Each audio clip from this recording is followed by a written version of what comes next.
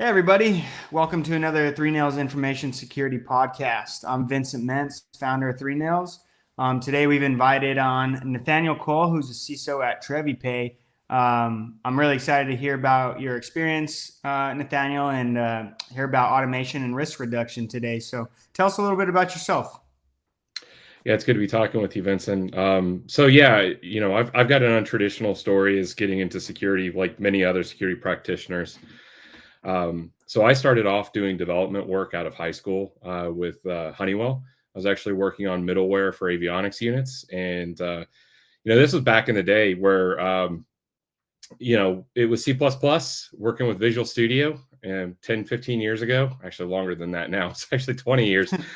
Nice. But I mean, we can take for granted how far the development environments and your code quality has come just with like some of the built-in capabilities. But back then, that forgotten semicolon, that was the death of you, right? It could cause that compile to bomb out 1,000 lines later, and you spend an hour trying to figure out where you forgot that silly semicolon.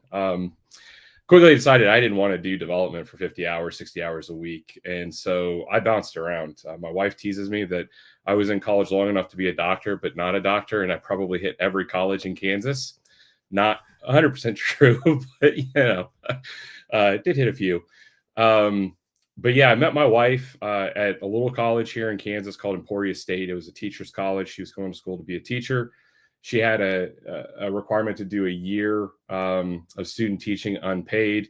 And I knew pretty quick that I was going to ask her to marry me. And so I came back to Kansas City because it's about an hour and a half south, and just took up a job in a credit union, running files is what I was doing at the time. And obviously didn't want to do that for my career, but needed the money, needed to establish myself, be able to get an apartment and kind of help us start our life. And I ended up transitioning to a company called Jack Henry that does banking software. And I was doing the net teller installation at the time for those guys. So the online banking software. And it was a good experience. Got to work with Unix and build out some custom capabilities in net teller for them for their credit union integrations. But had an opportunity that popped up in the office here in the Kansas City area for an application security engineer. And I do enjoy playing with code and writing code, but I'm not a developer. I'm a programmer. I can bash together code and get it to work. And so I went over and I talked with the director of the team over there for a few hours before even applying, and applied. Obviously, ended up getting the job because that's kind of what springboarded me into the rest of my career. But I got the opportunity to do application security and started off working with the developers, implementing DAS scanners, working on building out standards and requirements for code quality and code security within Jack Henry. And from there, I bounced around the Kansas City metro area, worked with some other large companies, mid-tier or large regional bank here in Kansas City. And then after probably about my third stop, doing application security, building programs, integrating DAS scanners and some other tools, SAS scanners in some cases, I had an opportunity to move over to the consultancy side with a subsidiary of TUV Rhineland, based out of Cologne, Germany, to run offensive security testing services here in North America, and eventually was running the full go-to-market strategy for that company internationally. And it was really interesting because it wasn't just your traditional network and application security testing, with them being a competitor to UL and doing a lot of compliance and safety testing on electronics, hardware, even just toys.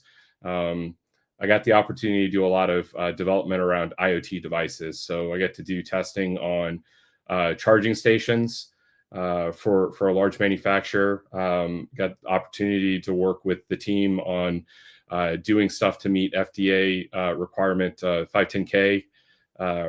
Yeah, I think that's what it was. But got to do medical devices of all kinds of different types, and certainly saw where offensive security plays a really important role. And validating and helping with active risk management. But the international travel was quite a bit, and I was spending quite a bit of time in the Asia Pacific region, which was not a short flight here from the U.S. and it's a little bit of a toll on the family. So I started looking for an FTE role and had an opportunity with Trevy Pay to take over as their senior security practitioner, take on the team and start to really kind of help the company through its transition from being owned by a Fortune 100 company to being owned by a private equity and being on its own, and really trying to make an impact in the B2B market for payments and order to cash lifecycle management. Wow.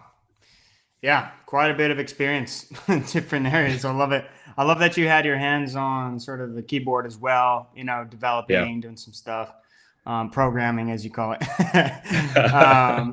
That was cool. Yeah, I think that's really neat. In relation to the title of this podcast surrounding automation, as a CISO, I know what automation is for me as a, hacker, programmer, similar to yourself. What does automation even mean for CISOs, and how do CISOs sort of prioritize which processes to automate in the first place? Create the greatest impact. Yeah. So, for me, automation comes in a lot of different forms. It's not just a script or something like that runs on a cron job or a batch frequency or based off of an input. Like there's a lot of different forms of automation, even down to when you get into managing risk and compliance, which is one of the areas that I've been working with my team and even myself, because I primarily own that within the organization, going less on the technical side and more on the governance, risk, and compliance piece now in my career. And that even plays a role in how you manage the tasks and the requirements to run the security program. So we bootstrap a lot of things in security because budget's not infinite, and we're not oftentimes a primary revenue generator. And so a good example for me right now is I don't have a full-fledged GRC solution, and I've built one internal with the tools that I have available. And so one of the things that we worked on automating was utilizing Microsoft lists, which I didn't even know about until about a year and a half ago, that they even existed. It's Excel on steroids and honestly easier to use than Excel in many cases, in my opinion. But it can connect directly into Power Automate within Microsoft solutions, as well as Power BI, right? And so like all of our control tracking, risk register, even our ISMS, because we're ISO certified, our ISMS document tracking, because we're decentralized in our documents, is all managed through Microsoft lists. And so just utilizing that is a low level way to build automation, because you can use Power Automate. And there's full flavors. Like you can go super deep at where you're writing code and workflows, and have to go through and do the testing and validation of those, down to there's even just like built into the list. If you utilize dates within there, you can set a reminder right there in the list. And it'll automatically generate a simple Power Automate that will come back and remind you of a task that needs to be done. But another way that I'm certainly looking at the automation piece is within my team, where we have manual tasks that are being done on a regular basis, is I want those automated, the reminders automated, pulled into our workflow so that we know that they're getting done. We can properly track them. And so again, it's not going out and writing a bunch of code to do this. We're utilizing tools that we have available, which is JIRA and OpsGenie. And so tasked one of the guys on the team to find a way to move some of the operational tasks that we do on a daily basis into the on-call through OpsGenie. And what we found out was you can generate a JIRA story through the scheduler in JIRA, and then you can link it to where it opens up the OpsGenie and connects everything together. So then it fires off that alarm through OpsGenie, which is an omni-channel alerting system, right? And so that makes sure that if the on-call person doesn't get those tasks done and closed out, it'll escalate within the team so that we're ensuring that we're getting those things done. So I mean, those are low level, in my opinion. They're not a lot of effort. It's just taking a look at what you have available and what makes sense for your team. But certainly there's other things out there that we've evaluated and started to look at, like leveraging, SOAR capabilities built into our SEM to automatically say reset credentials if we see, an impossible travel or suspicious login activity. To kick that process off with Azure AD. We've not built that out just yet, but we've kind of started to explore that. And that's going to be more complicated because now we've got to go through and validate all of our API connections and all that with Azure AD.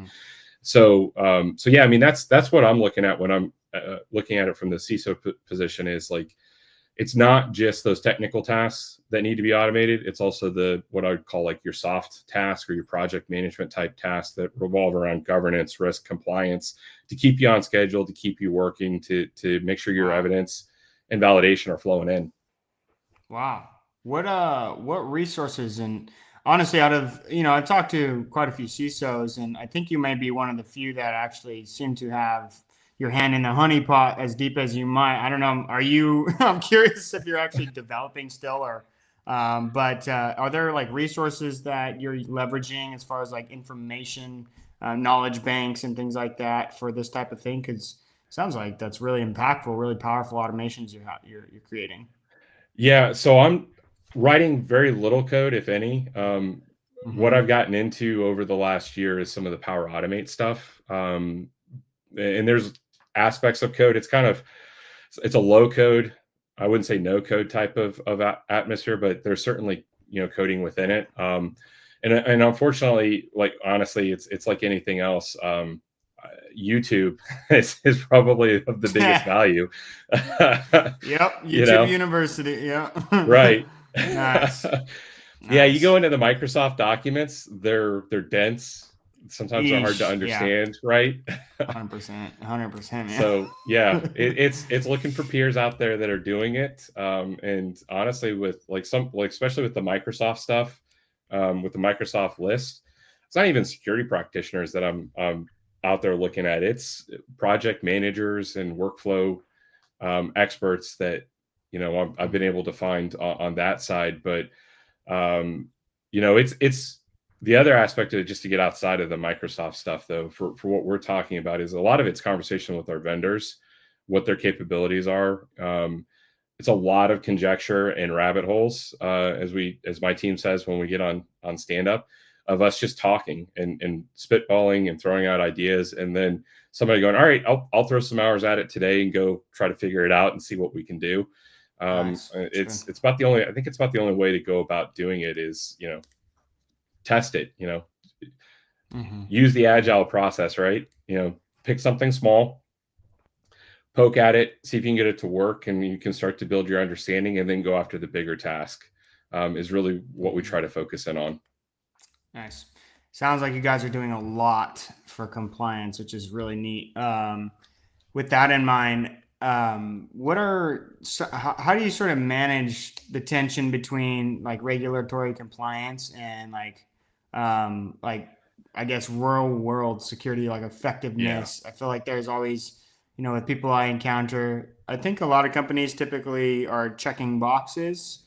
And that's understandable, but how does that does it, in your opinion, like actually help secure the company, or is it just, checking boxes to comply? Yeah. So I think working to meet a security framework can help secure a company, obviously, because there's going to be hands-on, there's going to be those actual risk mitigation controls that are going to have to be deployed. That being said, I mean, having worked with PCI, SOC 2, ISO 27001, I'm a realist in that there's a lot in any one of those three or all of them together that is, paper. It's policies, it's standards, it's requirements. And the true crux of that is like, yeah, it's great that you have it and your audit says that you have it, but can you validate that it's actually in place and operational?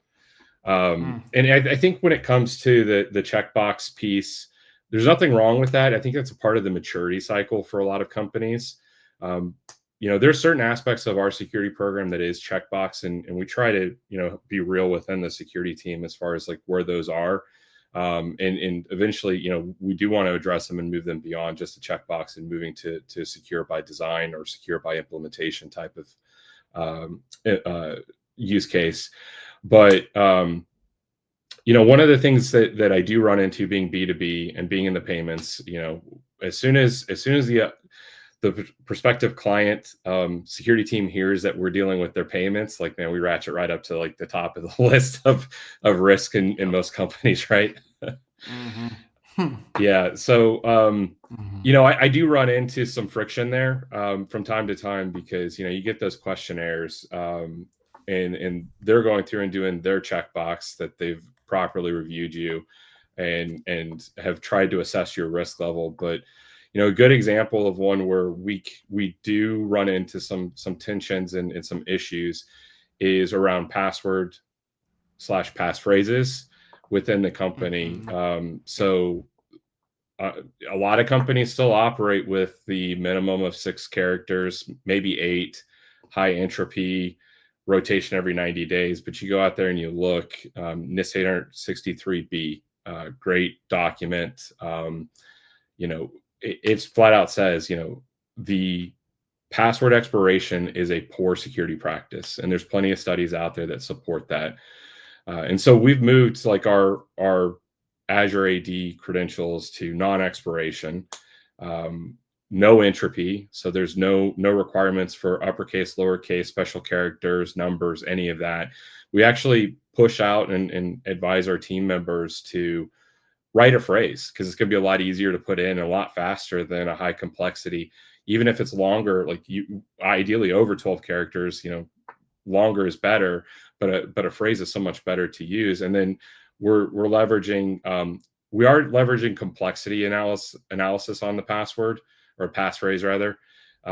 So what's happening is whenever somebody puts in their passphrase, it's going to look for things like, say, Trevy Pay, and that's a 0 value, versus if they say blue, that might be a 1, and I think it's got to come up to like a 3 or a 4 in the complexity.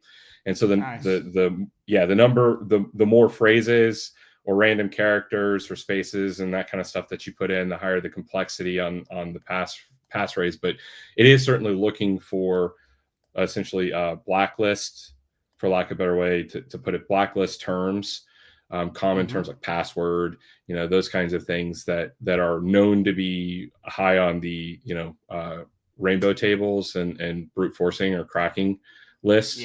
Because it just they don't provide any value. They're more likely to be utilized to try to guess your passphrase. But we run into issues with that from time to time with our partners around our security around our passphrases for internal systems.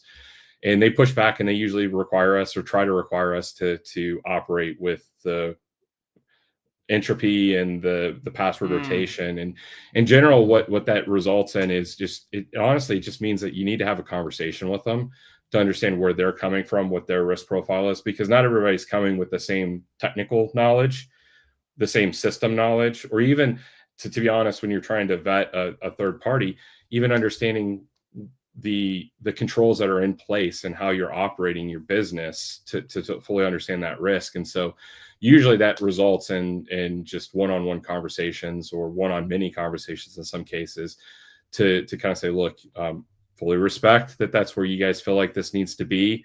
And that does meet compliance and checks the box, say, for PCI, because that is a part of PCI's requirement, right? And we've had no issues with our auditors around that because we reference industry expertise, in this case NIST 863B, to supplement what we are doing to provide additional justification for it.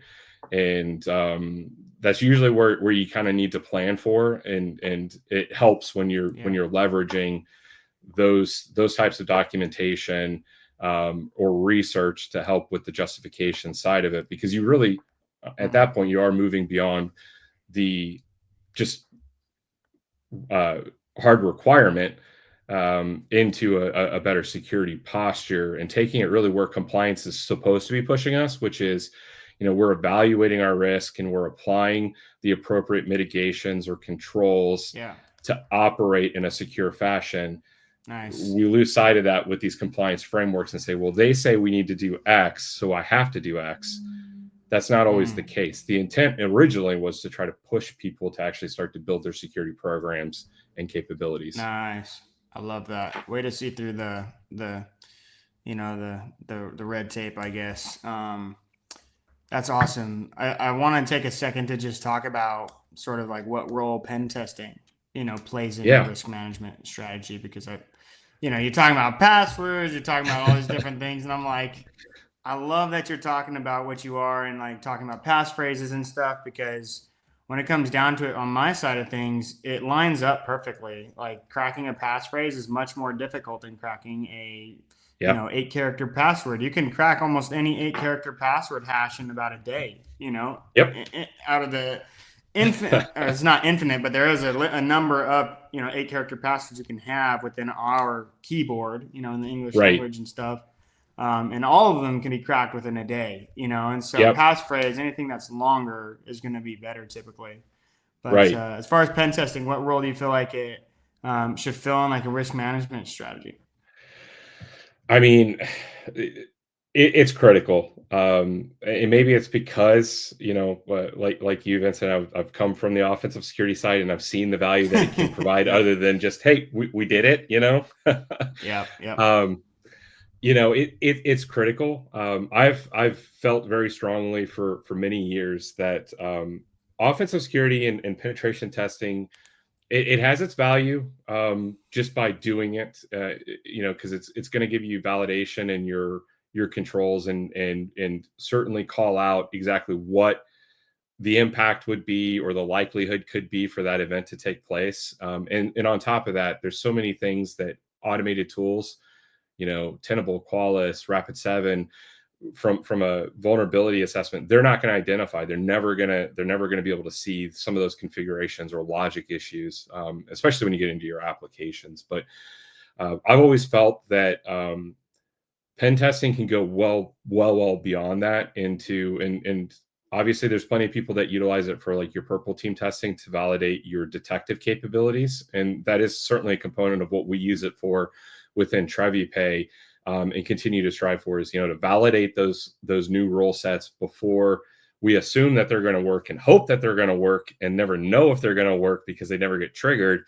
If we're going to spend, the few hours to build a new rule, let's go through and have somebody, which we have a team member that's an offensive security engineer, to help with that validation. Go stress test it and see, do you have full visibility with that rule that you're intending? Is it triggering appropriately? Is it too noisy? Is it not noisy enough? That can help as well. But having spent the last 5 years now within Trevy Pay, predominantly focusing on the GRC side, the other piece that offensive security can certainly help with is as part of your risk management program. So instead of just listing your risks and calculating your overall risk score, no matter how you're calculating it, but like maybe impact versus likelihood, the piece that offensive security can do is, one, can help validate that risk is valid. In some cases, right? Like if you've got an offensive security engineer or a pen tester, say, hey, look, I'm concerned about, I'm trying to think of a good example. Okay, we'll go back to the passwords. I'm concerned about if somebody internal to the network were able to pick up that hash sitting on the network, how easily would it be for them to crack that 12-character passphrase? How long do we think it's going to take versus that 8-character, right? Like, is there value to that for us to change that up? The other piece that is really, really valuable too is when you go to apply your mitigations to your risks or your controls to your risks, there's an aspect of that offensive security that can certainly play a huge role with validating that that control or mitigation is actually operating correctly and efficiently for the organization. Oftentimes, and I was doing this when I was at TV Rhineland as part of the sales pitch to some organizations of, look, you say you've applied these controls. How do you know that it's actually reducing the risk at the level that you say it's reducing the risk? Have you tested it? And their question was usually, well, how do we test it? It's like, let's get an offensive security engineer in and let's poke at it. I love it. Well, that sales pitch is still working, man, because honestly, like that, I don't know how long ago you were doing that, but that issue still exists in many, many organizations today. You know, I think that's honestly, I may have told you this, but it's a big reason why Three Nails was birthed, was out of this place of frustration for seeing, you know, companies just like not doing the thing after a pen test and wanting to just like create services and things that come alongside, do continuous testing. So I definitely feel your pain. I think you answered that really well. I think something that you're sort of, what you said can kind of be encapsulated too into is like a culture of security mindset. And like pen tests should be assumed, I feel like, in every organization, especially today. You know, even if you're not complying to some standard, like it's still so important. You know, we target mid-market right now, and but mom and pop shops are getting, you know, hacked probably just as much, if not more, than the large enterprise, you know, because they're so susceptible. So any level of assessment is really just important. How do you feel like you guys are proactively like pushing a culture of security, or what do you think like the best strategies to do so are in an organization? Yeah, I don't think there's a one size fits all for every organization. So much of it's going to be culture within the organization, and it may require a culture shift to make it feasible. But you know, one of the things that I try to do is take the opportunity of being a business partner, in that, you know, I do sit in the technology team underneath the CTO, and that's a whole other debate that we'll table for another day as to where the CISO needs to report. But I mean, I'm constantly talking to the financial organization up and down the CFO's org on a regular basis. I'm talking with the legal department on a regular basis. I'm talking with facilities on a regular basis. I'm working with operations teams, leaders within the organization on a regular basis, just having conversations with them. And most of the time it is starting with a, hey, you're working on this project, say, you know, a new Salesforce implementation or new set of data coming into Salesforce, you know, talking with them about that, but also talking to them about trying to understand what other pain points are they having, what other projects are going on. And what I've tried to do, successfully in some cases, unsuccessfully in others, because it always happens that way. But what I've tried to do is really focus in on, you know, what are the pain points for these parts of the organizations, understand where people are frustrated in their day-to-day tasks, because ultimately a big part of security is not that people are maliciously going around controls or doing things that they shouldn't be doing, say installing software or utilizing free SaaS software because they're trying to be malicious or just not follow the rules. Ultimately, it's coming down to they're trying to accomplish their day-to-day work. And so that's part of the reason why I'm trying to understand, when I'm having those conversations with them, more around what are those pain points, what are they trying to accomplish, what do they need help with.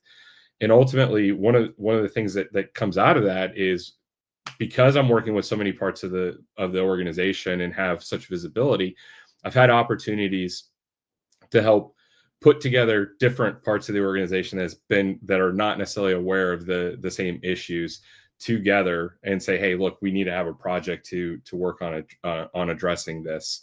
And that's been pretty successful, because it gives me the opportunity, in that case, maybe not as the primary stakeholder for that business initiative, but as a secondary, to take the opportunity to build a secure solution with them to solve those pain points. And so that's really helped out because it's gotten people more willing to come and talk to me. I don't know how many times in a week I have people that ping me, hey, I've got this issue. Who should I go talk to? And usually I can point them in the right direction because I'm trying to stay plugged in with the organization on who's doing what and what their primary roles are. Mm-hmm. One little question, because Yeah. I'm genuinely curious. Do you feel like security culture can be instilled, or do you feel like it should be hunted for, like at the interview? Like, where do you feel like security culture should start? Um, I mean, you should certainly be asking and probing to get an understanding of the role security plays before you come into an organization. Um, it's if it's a checkbox, I'm not saying I mean, that's not where I would want to be, but I'm not saying that's where other security practitioners would want to be at. You're probably in for a pretty tough road to shift that culture. But getting an understanding of how the previous CISO or senior security leaders, depending on the level to which the company had brought, or to the level which they the title rather that the company had given the previous senior security leader, get an understanding of their methodologies and how they approached it is certainly important to understand where you're going to potentially have to make that shift. But I do think being stubborn enough and approaching it in a way that it's a marathon and not a sprint, you can shift that culture. Nice. It obviously, if you get lucky enough and you can find companies that it's a company initiative, the company is concerned about security. Obviously, that's a win, right? Take that Yep. opportunity every day. But Yep. I do think that you can shift the culture. It does take, in this case, I do think trickle down does work. In that Yes, if you agree. can get executives and senior directors and VPs on board and understanding their role, and that security is not there to create friction, but to try to help and try to put the company in a position where it can operate, it can attain revenue, it can be efficient, but also do it in such a way that it's not going to impact the loss of intellectual property, or revenue, or the ability to attain that new client. Mm-hmm. I think that eases a lot of people because there are a lot of companies, and I've been a part of those companies where security is a hammer, oftentimes, and they're the group of no, and that can be a tough one to shift that culture if that's the way people view that security team. It's going to take a lot of work and a lot of repetition to get them to understand that we security can be an enabler and can be a very powerful tool to help the business to operate more efficiently. Love that. Yeah. One key phrase that came to mind is frictionless security. We had another, guest on one of our recent podcasts talking about frictionless security. So we'll leave it to the listeners to go find that podcast. But no, Nathaniel, I really appreciate your time today, man. I was really intrigued by a lot of the things you shared today, and I'm sure the audience, if they would like to reach out to you, I guess how can they do that? Yeah, I'm available on LinkedIn. You guys can ping me on LinkedIn. That would probably be about the best way. I am not overly um, active on any social media, not because of the paranoid security guy, but just because it's just not my thing. LinkedIn Good is for about the you, only one that man. I'm really active on. Hey, good for you, man.